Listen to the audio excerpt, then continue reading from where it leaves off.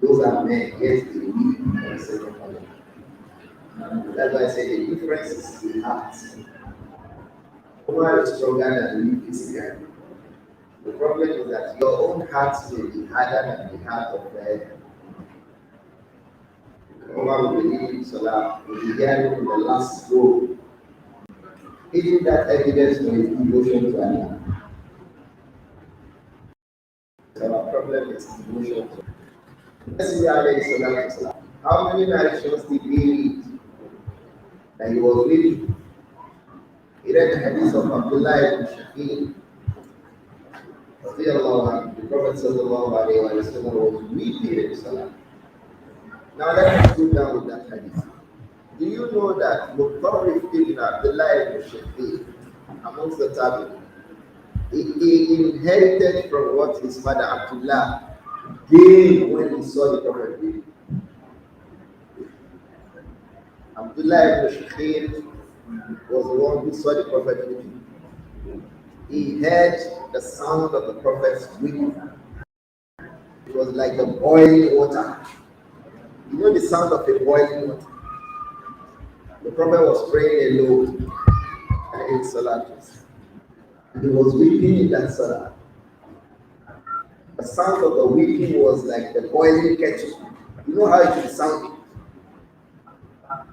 That's when the weeping itself, he tries to conceal it. And the weeping is not being concealed. It will be sounding like a boiling kettle. It was Abdullah ibn Shaqir who saw the Prophet. Now his son, Abdur-Rauf ibn Abdullah ibn Shaqir, was a Tabi. He was going to be so pious and regularly weeping amongst the Tabi. It's a common thing amongst the companions. It was not only Salah they learned from the Prophet. They also learned how to weep from the Prophet. So that was an example of hope. That was an example of Abdullah ibn Shaqir. How about his closest friend? Siddiq. When on the Prophet's bed, he alayhi salatu wasalam asked Aisha to request Abu Bakr as-Siddiq, her father, to read the Salah. What did Aisha say? She said, this one, my father, he can't read Salah. He would just be crying. It was out of their devotion to Allah. They wept a lot. I have, if not in Saudi Arabia, I have not prayed behind anybody in the last 10 years. I'm talking about me. And I like praying behind people a lot. I like it a lot. I like praying behind people a lot. I dislike being the one leading Salah. The slightest person I see who can lead Salah, I push it forward. Hey, you lead Salah. So that me, I can listen and enjoy your own Qur'an. I had never seen in the last 10 years anybody leading Salah and weeping. I never seen. I didn't see. If you see it, then sell it. I didn't see. But the voices will be sweet. The tajweed will be there. Bukhari will be there. And all of this. But what about the essence? The message behind that sweet tajweed? Does the person reading it feel it? If he feels it, it will affect the rest of us behind him. The reading of the Imam, just like the preaching of the preaching person affects the listeners. So one of the heart has a problem. If you listen to me, you don't feel the impact of my sermon, then I have a problem. Or you have a problem. One of us has a problem. One of us certainly has a problem. If we pray behind that Imam, we don't feel anything in Salah. One of us has a problem. Either the Imam or the rest of us. So how is the Salah? How does our Salah impact our spirituality? Salat. It started with Salah. Two things impact so much this heart. The Salat and Quran. And in the Salah it is the Quran. Salat and Quran impact our hearts so much. Inside Salah, What is it that impacts the heart most? The Quran.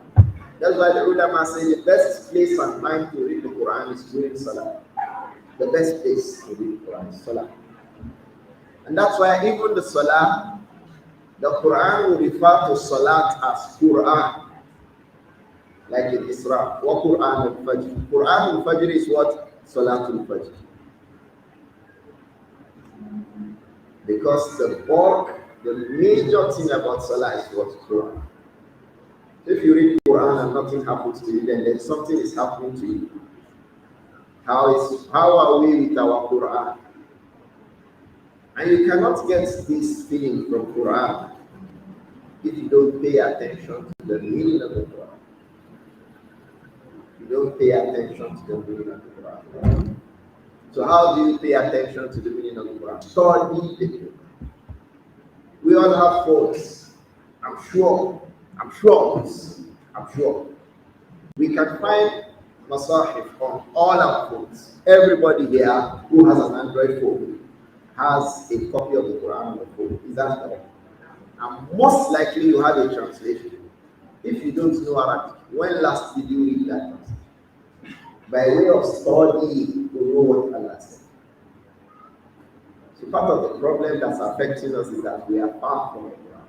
As he spoke, my mind told me to list a few things. I listed 7 things. Why do we find it hard? Usually because when I get to 7, I will just stop. Make it go. 70. There could be more. Why do we find it hard to read for the sake of Allah? Find it hard to cry. Salafi. Your Salaf is to cry. So if you want to be Salafi, what should you be doing? Crying. Weeping for the sake of Allah. It's part of the manhaj of Salaf. Fil ibadah. This is manhaj Salafi fil ibadah. Or manhaj Salafi fit ta'amuli ma'al Quran. The way of the Salaf in the way they related with the Quran was that they cried with the Quran. Abdullah ibn Abbas, radiyallahu anhu, Habrul Umm and Bahrul Umm. You know Habru and Bahr. They are the same thing. 3 words, 3 letters, a single word with 3 letters. Habru, Ha'um Ba'urahum, Bahrun. Just exchange Ba for Ha. It is the 2, both Habrul Umm and what? Bahrul. The 2 of them refer to knowledge, the vastness of his knowledge. Bahr refers to ocean, is an ocean of knowledge. Habru is the ink of knowledge. He is the 2 radiyallahu anhu. He said that he has 2 lines on his face because of weeping because of Quran. Ibn Abbas, 2 lines on his face. Because when he weeps, his tears flow in that line. His tears gave him a mark. Ibn Abbas, his tears gave him a mark. And Imam al-Tirmidhi, rahimahullah, the author of Sunan al-Tirmidhi, he went blind out of a lot of weeping. Tirmidhi, he wept a lot for the sake of Allah. How about Al-Bukhari?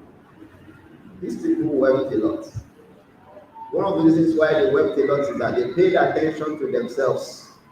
We pay attention to others.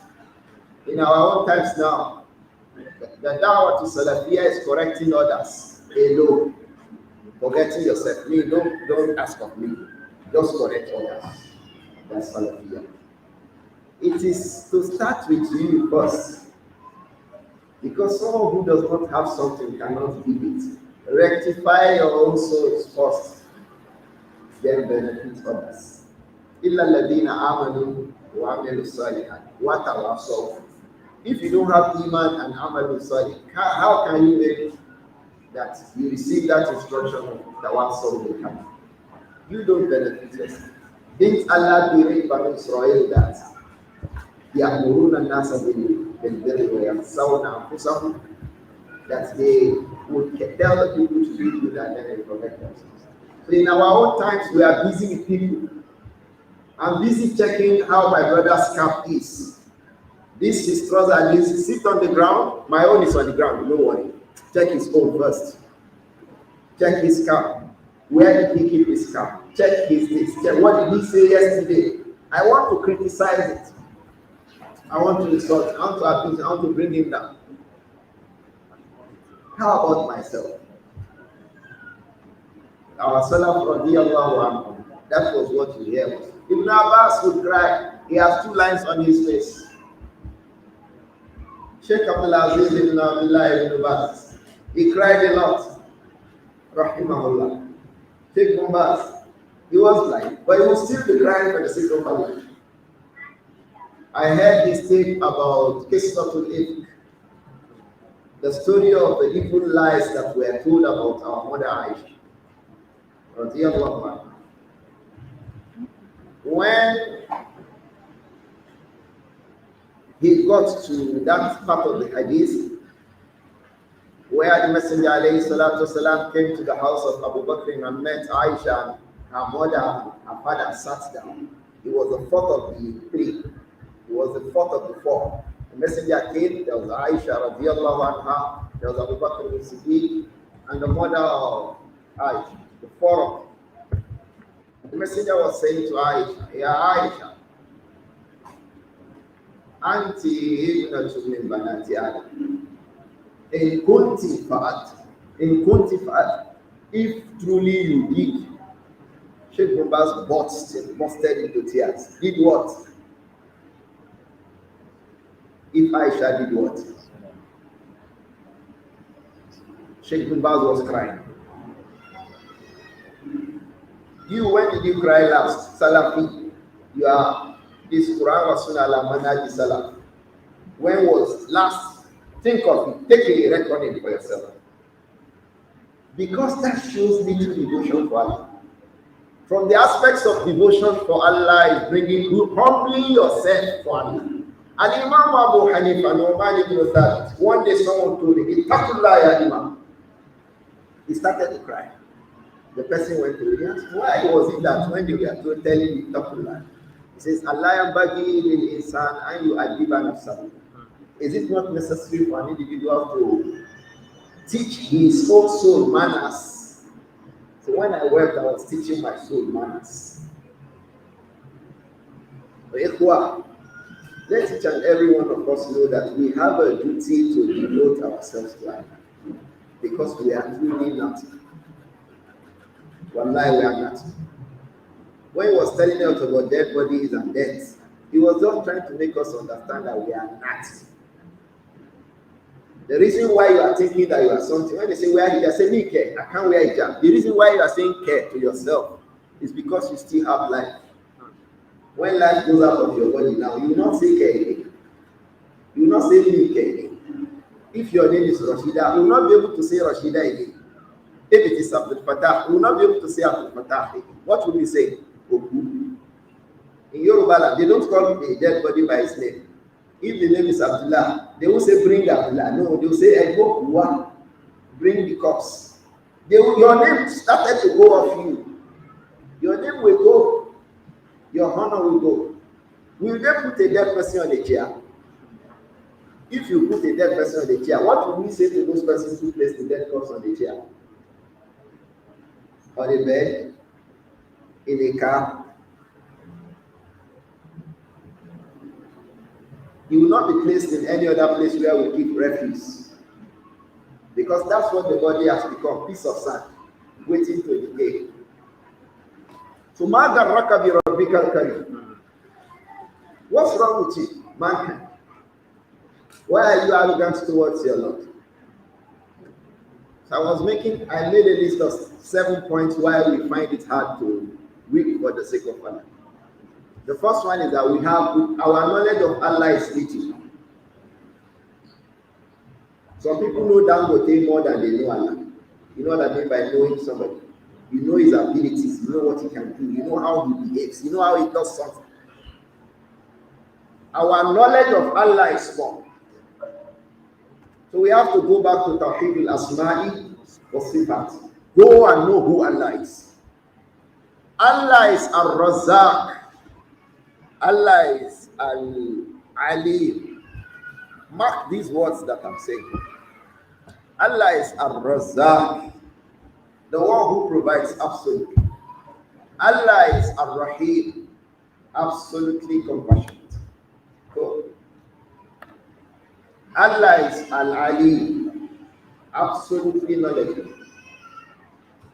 Allah is Al-Qadir, absolutely aware of all things. How many sifat and asma did I mention? 4. Look that in this incident. When a woman becomes pregnant of a child, 2nd, 3rd, 4th, 5th month, do you know that by the 8th month, her breast milk becomes also gradually repaired? The day she delivers, do you know what happens to her? The food is ready for you. Doesn't that show that Allah is Al-Ali, absolutely knowledgeable? He knew the day he would come to this earth, and he was preparing the food to meet that day that he will come. Doesn't that show that he is Al-Khabir, or absolutely aware of your affairs? Doesn't that show that he is Al-Razzaq, absolutely providing? He provides for you. One of our big friends will say that the time you don't have a hand, you don't have a leg to walk, Allah provided for you. Is it not that you have hands and legs that He will provide for you? Allah is the provider of the needs of all the people. Nobody provides for Him. He is Al-Qayyum, the one who manages everything and everybody. And He is not managed by anybody or anything. Some people were managers of people. Mike Tyson was managed by David Trump. You know, the accountant of Mike Tyson those days when Mike Tyson was fighting Evander Holyfield and defeating all of them in 1st, 2nd, 3rd rounds. His accountant carrying portfolio about managing his account, what he spent in his journeys, how much he bought his car. It was Trump, Donald Trump, the last president of America. So the same Mike Tyson became a citizen under Trump. Trump will come out and say, I'm a millionaire in front of Mike Tyson. But for Allah subhanahu wa ta'ala, He provides for anybody, nobody provides for him. Everybody relies on Allah. Allah does not rely on anything. Is this Allah that you are raising your shoulders regarding? Is it the one that will say observe Salah? Is it the one who say perform read Quran? Is it the one who say wear hijab? Is it the one who commands you and then you are raising your shoulders? Who are you? When in the Quran Allah spoke and berated the arrogant people, He says, "Wala tamshi fil ardi marha." Don't walk on the surface of the earth with pride. What did He say? Innaka lam tahriqal ard. You can't cause a kharq on the earth. You can't pierce the earth. Can our legs pierce the earth? Our legs, can it pierce the earth? Walan tablugal jibal tula. If you raise your shoulders, can you reach mountain? You know Allah is telling you that you are not. If you raise your shoulder, it can't be as tall as the mountain. If you hit your leg on the ground, you can't pierce the earth. So what are you? What are you? So the first thing we should take note about being devoted to Allah is that we must know who Allah is. We must know. It will caution the arrogant. And it will encourage the humble. Because the humble will know that he's humbling himself below in front of Rabbul Alamin. Look at our sujood. So when we're in sujood, we say, Subhana Rabbi al-A'la. The one who is absolutely higher than all things. Higher than all things. He is free from all imperfections. The second thing I quickly noted that we have as our problem is that we give a lot of prominence to this dunya. The first issue is that we know little about Allah. The second thing is that we give a lot of importance to this dunya over akhirah. بل تؤثرون الحياة الدنيا والآخرة خير. If a person dies today, the one who died 20 years ago, do you know that he does not know that he died 20 years ago? The one who died 100 years ago, do you know he didn't know that he died 100 years ago? He didn't know. If you ask him, I will say maybe I spent 2 hours. Ashabul Kahf, when Allah asked them, Kam labistum, what did they say? Labisna yawman. How long did they stay? How long did they stay? Over 300 years. When they were asked, Kam labistum, qalu labisna yawman aba. That's why in Yasin Allah told us, when we wake up on the day of Qiyam, some non-Muslims and sinful Muslims, what would they be saying? Number after now, who came and wake up from this our rest? It would be as if the man was just resting. Meanwhile, he was there for 1,000 years. About 2 weeks ago, I watched a video of the rescue of the man who was in Wari. What's his name? Hansen. Was he Hansen? Off Wari, off Efuru. Was it off Efuru? Off Efuru. They were on the platform for Chevron. Please, I like us to watch this video. You see the power of Allah subhanahu. Allah is al-Muhyi al-Mumit. When you are alive, He kept you alive. Wallahi, the day you will die is the one who will kill you, not God. Allahu khaliqu kulli shay'in wa huwa ala kulli shay'in wakil. Allah is the creator of all things, He's the manager of them all. They all depend on Him. Lahu maqalidu samawati wal ard. Everything in the heavens and the earth found dependence on Allah subhanahu wa ta'ala. It did not depend on anybody. This man, a wave came, carried their platform and sunk their boat. They are on a tugboat. The boat sank head down. And they found themselves about 120 meters down the sea, in the ocean. Deep, black ocean. So immediately the rescue team came. They studied, they knew for how long they could have gone down the sea. They didn't find anybody. There were 12 on the platform. 12 of them. 11 of them died, except this man. Why did you hear us? The man was at the bed of the Atlantic Ocean for 3 days, and he did not die by the power of Allah. The one who creates things and kills them when He likes is still alive till today. It happened 2013. The video of his rescue is on YouTube. I watched it. I called my children. I said, when we say Allah is the one who kills, Allah is the one who gives life, come and see one example. That man was in that boat at the bed of the sea. Divers say they can't stay there for more than 20 minutes. Divers, with all their equipment, they can't stay in that place. No lights, no any outer light there. About 100 and something meters down. At the seabed, Atlantic. The cold enough is sufficient to kill the man. So in the boat, he was sleeping while they were on top of the sea. He went to the toilet. Was when that thing happened. So he was only wearing a boxers. By the power of Allah, he did not die.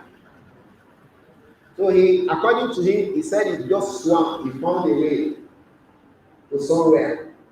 What happened was that when the boat hit the seabed, it had a place at the top like this. It trapped water. Water did not get into the entire space. That was the space that survived him for 3 days. No food, no water, nothing. So he said he felt he can die of cold. So he was touching the body of the boat. He saw some things like foam, he collected them. Somehow he was able to make them float. He climbed on top of them. It was on top of that thing that he was waiting for 3 days. He was wearing only boxers. So when rescue team, they came to rescue bodies. They found 4 bodies. So they went into the boat looking for other bodies that have been trapped under the sea. He said when the first ray of hope that he had was that he saw light. He said when he saw light, I knew that they have come to rescue me. 3 days under the seabed. No water, no food, no gas, nothing. And he has not died. He said when he saw the light, he knew that he had come. So he was shouting, they didn't hear his voice. He said he was beating the wall, they did not hear. You know his hand will be weak. I'm coming to why I cited this incident. So one of the divers swam near him. He just grabbed the hand of the diver. Control room. You know the divers have cameras all around their body. Control room was shouting, "He's alive, he's alive." So the divers came, they started talking to him. They first of all calmed him down. They asked him what is his name. They are professional divers. They were said to have been brought from South Africa. If what? They brought this man up. Long story cut short. They asked him, for how long have you been there? He said for about 3 or 4 hours. He has spent 72 hours on that. He spent 72 hours on that. 2 or 4 hours. So that's why when the Quran tells us, when the people are walking up there, how long did you spend Yawman al-Badayo? Maybe 1 day or so. Meanwhile, he spent 1,000 years in the grave. That is the one that Allah will command to do something to be proud. So our emphasis for dunya is too much. The first one is that our knowledge about Allah is what? Little. Let us go and improve it. The second thing is that our prominence for this dunya is too much. We are living in this dunya as if we are living forever. If you live 100 years now, I have an aunt who just passed away about a month ago. May Allah forgive her. We call her Yatogo. This woman, I've never seen her quarrel with anybody. Do you understand? Someone you can say, this woman quarrel with somebody. You will never see. She can be there when people are quarreling. She will not say anything. She's not in trouble with anybody. She doesn't fight anybody. She will directly. You think she's deaf and dumb. But she does not want to say a word that the two quarreling parties will say, how are you talking to me like that? So she will keep quiet. She will demonstrate. She died 2 months ago. This woman, she's a very good woman. May Allah forgive her.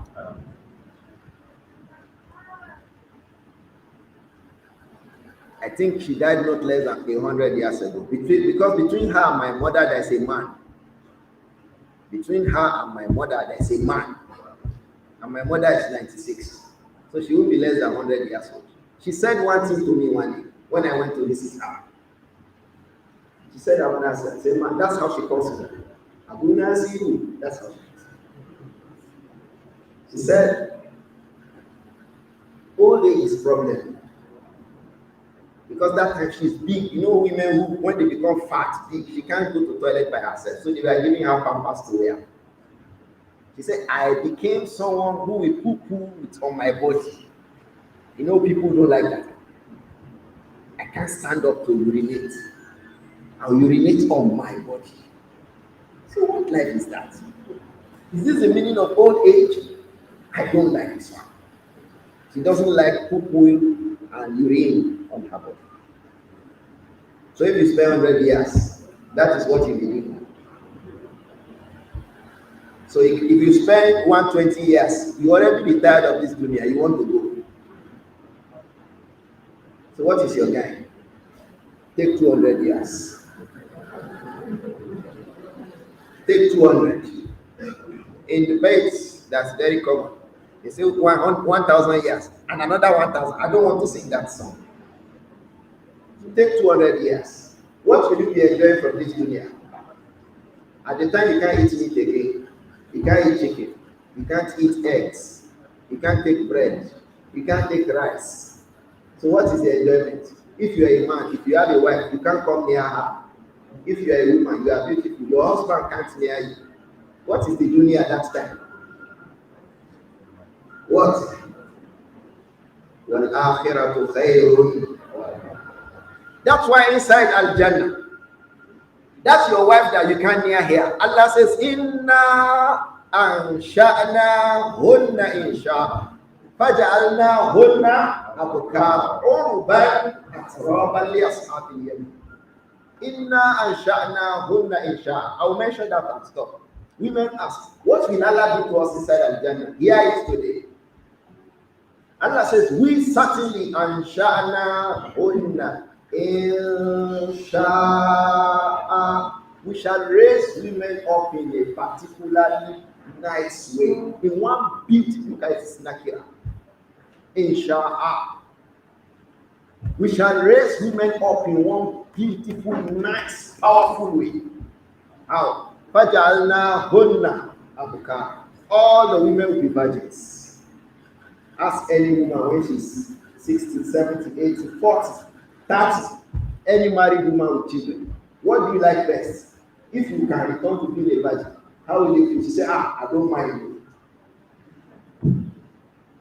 If you can return to become a virgin, what do you say? Let's get a good mind. She's already 60. She likes to return to become a virgin. Allah will return you to become a virgin. Just enter the Jannah. Allah says, Fajalna hunna abka. We will make them to become virgins. Uruban. You know the meaning of Uruban? A virgin that men will be like. Two things women like. They like to be virgins. They like men to like them. Is there a woman who doesn't like a man to like her? When those women who dress badly, they dress badly to be liked by men. That is the meaning of dressing to kill. That's why the best thing to kill them is that don't look at them. Because she wants you before she comes out of her house. She's already calculating that if she comes, you will look. So don't look. Allah says, we'll make them urban. You'll be virgin, beautiful women. Urban. Your husband will be like you. A woman is her virgin. Her husband likes her. Is there anything women want to do? Wallahi, women don't want more than that. When virgins, beautiful virgin, and then her husband likes her, is there anything women want to do? Allah says, we will do that to you in Al-Jannah. Oh, man. It says, at Rama, your ages will be equal and balanced. You'll be young. That was why the old woman came to the Prophet Muhammad. The messenger said, there are no old women inside Al-Jannah. She frowned. She thought that the meaning is that old people will not enter Al-Jannah. She was frowning, crying. No old women inside Al-Jannah. He said, yes, sir. No old women inside Al-Jannah. So you are taught old facts now, but I can tell you, you don't say, who is that? Allah will reshape you inside Al-Jannah. That is why you must not do anything in this dunya that will make you lose that Al-Jannah. If you lose the Al-Jannah, you have lost it. You have lost rebranding. Allah will rebrand you inside Al-Jannah. So if you don't want to do this, I'm telling us about hereafter because we think that this dunya is important. Is there anything to enhance beauty that is not troublesome for a woman? When you are painting face, what do they call it? Makeup. Makeup are means of cancer. And when you grow old, the entire face where you are making up, they become black. You become ugly. You make up between age 18 to 35, 40, 45 maximum.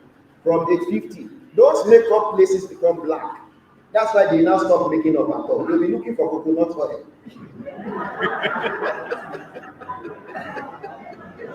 Stop all makeup from 50. They'll say coconut oil. Because the skin itself cannot take makeup again. So what's the value of makeup? The skin cannot tolerate makeup. The one that Allah will give you in Al-Jannah. Wallahi, you'll be rebranded. That's why if you miss Al-Jannah because of this dunya is a problem.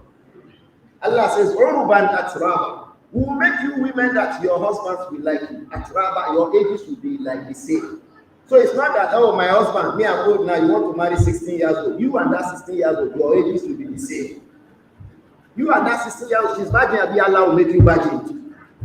Your husband like that virgin, he will like you too. Everybody. So the akhirah is not something to lose. This is the point. Allah says, they are deservingly for their husbands who have also struggled to be inside Al-Jannah. So both men and women, don't lose judgment. The second point is that The reason why our devotion to Allah is small is that we give a lot of prominence to this dunya over akhirah. And one of the reasons is that we have not learned about what will happen in akhirah enough. That's why I told us this. Akhirah is sweet. For men, it will be like the picture of Yusuf alayhi salam. Yusuf alayhi salam. A man that when women look at them, they are cutting their hands. How is that? That is how you be inside that gender. So if you are ugly in this world, no worry. You go find for you.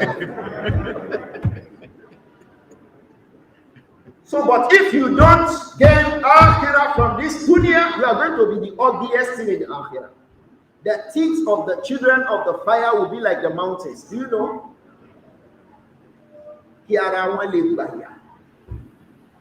May Allah protect us.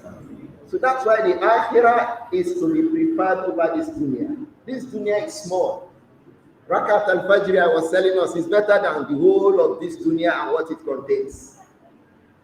Does that not make us understand? So, 2 Rakat al-Fajr, where will you get the reward? Where will you take the reward? Let's say, we say Rakat al-Fajr is better than this world and what it contains. Let's say we can give you this world and what it contains. 12 of us, we come out for this world for you alone. You alone own the world. You alone own Lekki, you own Abuja, you own Washington, you own Dubai, you own France. You own Paris. You alone. Because of 1 Rakat al-Fajr, Abi. Okay, the second day's Rakat al-Fajr, where will we put the reward? Where? No space again. So should you, because of this small one, lose the one where you will get all the reward of Rakat al-Fajr for 50 years, 60, 70 years? Because Allah will give us all the rewards of Rakat al-Fajr for 60, 70, 80 years that we spend and observe Rakat al-Fajr. Don't you see now that this dunya is small? Dunya that's not enough to take the rewards of 1 Rakat al-Fajr in 1 day. Should you now, does it make sense that you gain this dunya and lose akhirah? So if you realize this reality, you will come down far and improve upon your devotion to Allah. Bismillah, if Allah gives us the opportunity. The rest of the 5 points why we need to devote ourselves to Allah, which are the reasons why we weep less. We don't weep. I said it. I have not prayed behind anybody in the last 10 years. If I say 15, I will not make a mistake. That's leading Salah is crying. The tajweed can be there today, so except perhaps in Haram. And that's the Imam Abdur-Rahman, Dr. Sheikh Abdur-Rahman says. You know him, Fatiha, then you cry. Don't be surprised. It is what he understands from Fatiha.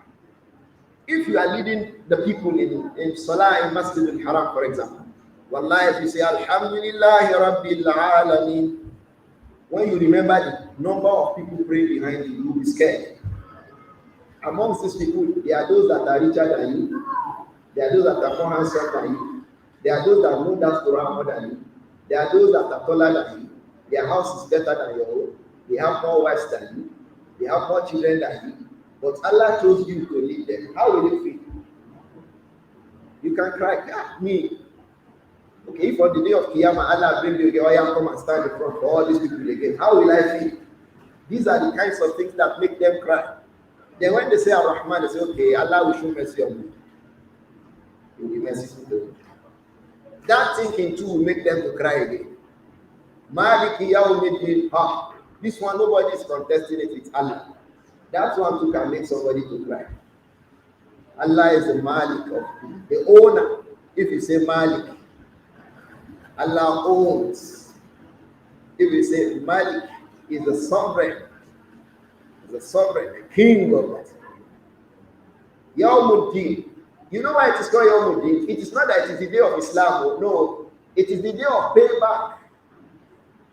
The meaning of deen linguistically is what? Is what? Payback. So you now think of your deeds. What did I do good for which I will be paid back? Iyaka na'budu. It is na'budu iyaka. We worship you alone. But there's taqdeemu ma haqquhu at-ta'khir. Because iyaka is maf'ul. It is na'budu iyaka. The amil on iyaka is na'budu. So it is supposed to come before na'budu iyaka. But it brings it forward. Lil hasri. Meaning that there is no any other person apart from you, na'budu, that we worship. Wa iyaka nasta'in. And there is no anyone apart from you that we look for to help us. Please guide me, Allah. All these things are not sufficient enough for that person to cry in salah. Yeah, sufficient. That's why I go back to where I started from. Quran. We must go back to it. Go back to it, not just in terms of reading it. Not just in terms of when you have problem. When you think about any problem, you think about Quran, your Lord must solve problems. No, grow above this level of a Muslim. The more Allah saw Quran, we will read the whole Quran in this house now. Allah will answer the prayer. Start going above this level. Be the person working with the Quran. Your salat will be better. Because even in your Fatiha, you will cry. Wallahi, you will cry in Fatiha. You will cry. All the verses of Fatiha will make you cry. But for when did we do that last? You think. Let me think my own. When did I cry last? Observing Salah. When did you cry last? Observing Salah. May Allah forgive each and every one of us.